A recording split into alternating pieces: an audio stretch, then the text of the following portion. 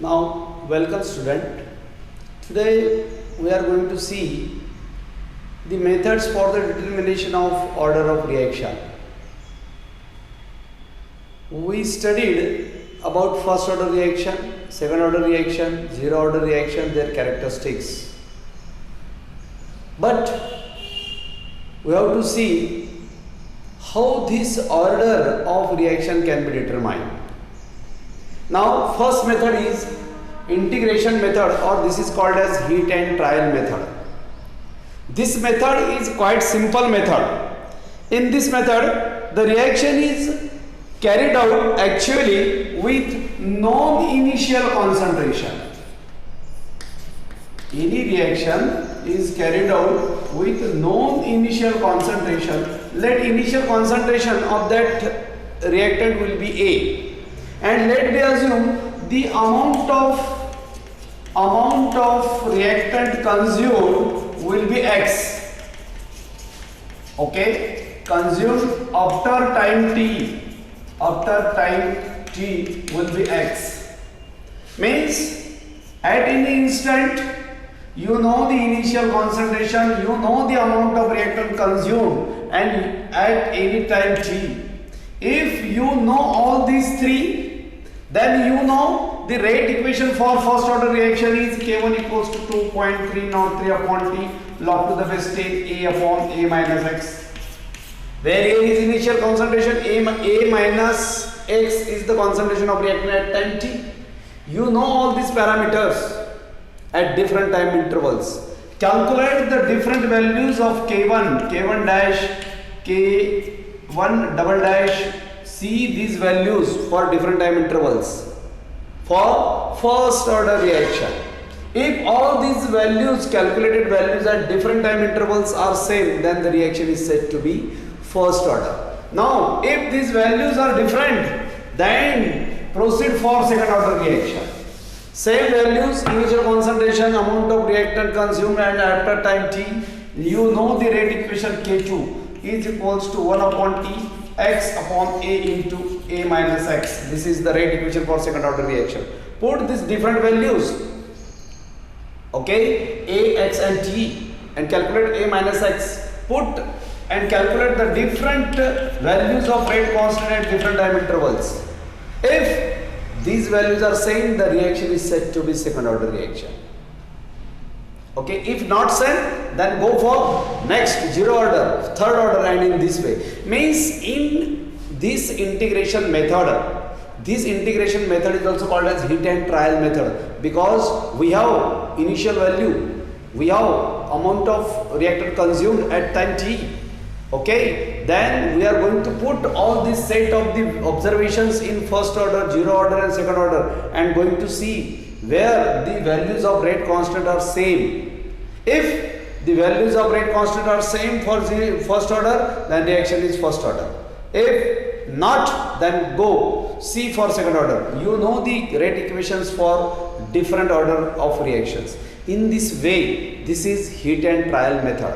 Why this is heat and trial method? ये method में अपन लोग initial concentration A, amount of reactant consume X at time T, ये different values एक एक इक्वेशन में डाल के देखते हैं डिफरेंट वैल्यूज ऑफ T को. ओके, जहाँ पर ये रेट कांस्टेंट के निकाली हुई वैल्यू सेम आएंगी, मतलब अपन बोलेंगे कि ये रिएक्शन की ऑर्डर दैट करस्पॉन्डिंग है. Okay, if not then go for another. Okay, and here we are going to see, after taking this observation, we are going to see where these values are same. That's why this is called as heat and trial. Okay, and particularly it is called as integration method. This is the first method for the determination of order of reaction.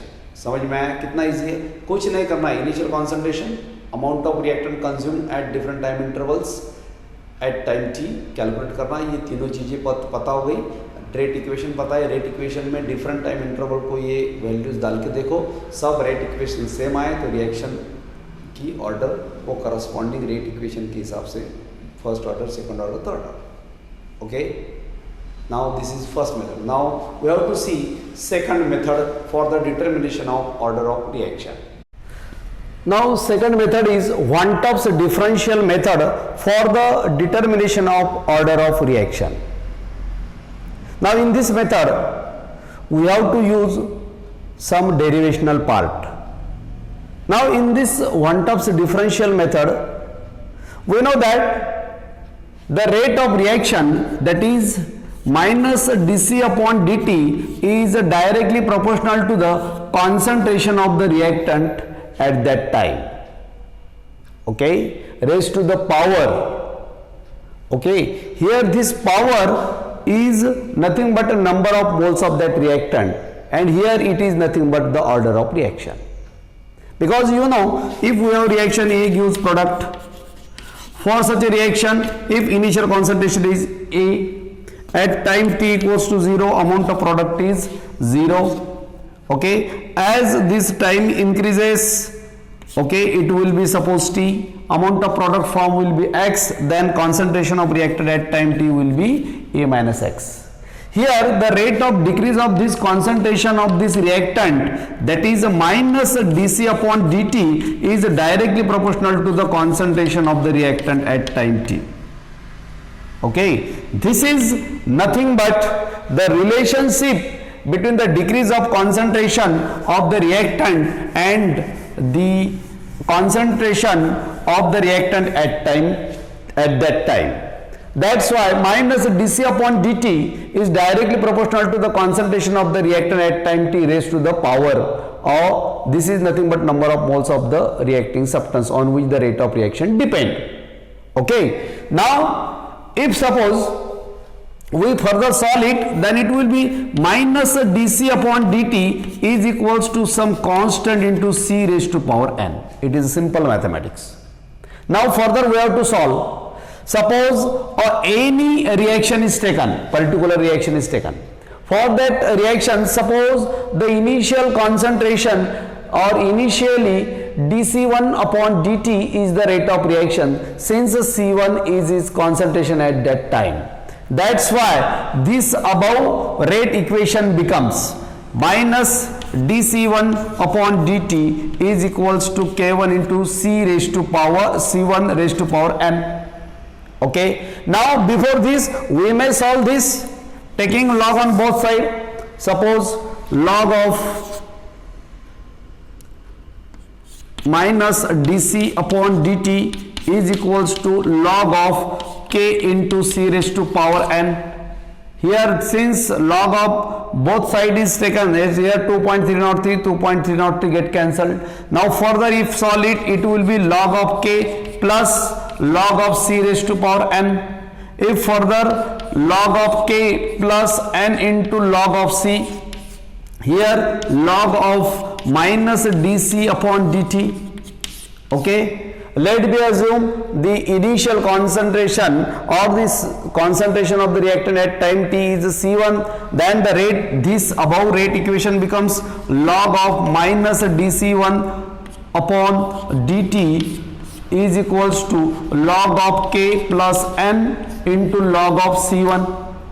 Okay, now this is equation 1. Are you getting clear? Now let me assume the concentration is C2, then rate at concentration C2 at time t will be minus log of minus dC2 upon dt is equals to log of k plus n into log of C2. This is equation 2. Okay, now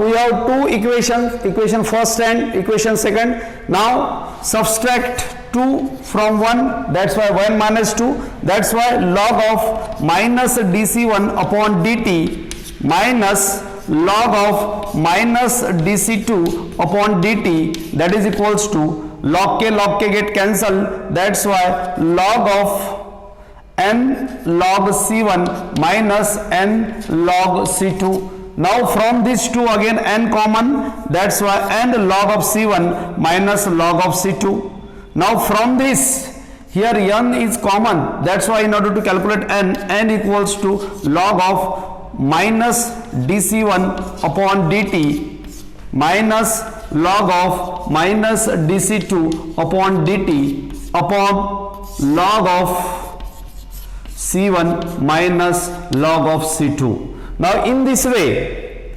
here we are able to find out the value of m. If you know this value of dC1, dC2, dC1 upon dt and dC1, dC2 upon dt, okay, here C1 and C2 means, if you know this value, how these values are found out? If we plot a graph of concentration versus time, then you will get a straight line, and from the slope of this line you will get the value of dCt upon dC upon dt.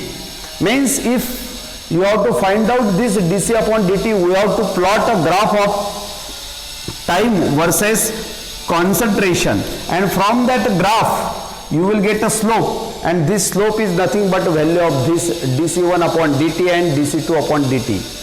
If you know these values, after putting in this equation you are able to find out the value of n. Now this is second method for the determination of order of reaction, and this method is called as Van 't Hoff's differential method. Okay.